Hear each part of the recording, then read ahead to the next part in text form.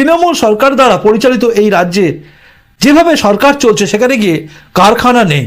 শিল্প বলতে এখানকার বাচ্চারাও জানে যে চপ শিল্প এবং ঢপ শিল্প, এরকমই একটা জায়গায় যখন রাজ্য গড়িয়ে গেছে, মানে পিছতে পিছতে এই জায়গায় পৌঁছেছে। বামফ্রন্টের হাত থেকে মুক্ত হয়ে গিয়ে বাংলার মানুষ ভেবেছিল বোধহয় এবার একটা কিছু পাবো, কিন্তু দেখা গেল টাটাকে বাই বাই করে দেওয়া মমতা বন্দ্যোপাধ্যায় কার্যত এই রাজ্যে শিল্প সমস্ত কিছুকে, চাকরি ফাকরি সব কিছুতেই বাই বাই করে দিয়েছে। এবং এখানে সব কিছু হয় কন্ট্রাকচুয়াল, তার জন্য সিভিক ভলেন্টিয়ার তৈরি হয় পুলিশের যে অপ্রতুলতা আছে তাকে কমানোর জন্য।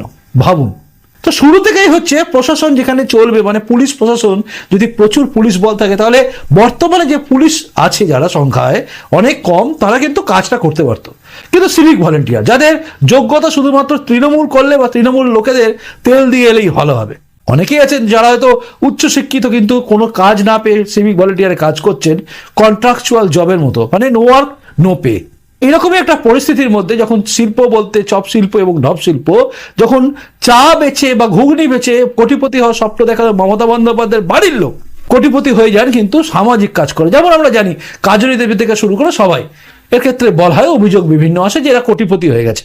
কতটা হয়েছে কতটা হয়নি তারা নিজেরাই জানে, আমরা জানি না। এইরকমই একটা রাজ্যে যখন বাংলার মানুষ হাঁসফাঁস করছে যে পরিত্রাণ পেতে চায় এ রাত থেকেও, তখন বিজেপিকে আমরা দেখেছি বিভিন্ন জায়গায় যেন কোথাও চুপ করে আছে। অনেকদিন পরে যেন বিজেপিকে দেখতে পেলাম আমরা আবার রণাঙ্গনে বিজেপি, মানে বিজেপি যেন ময়দানে নেমেছে।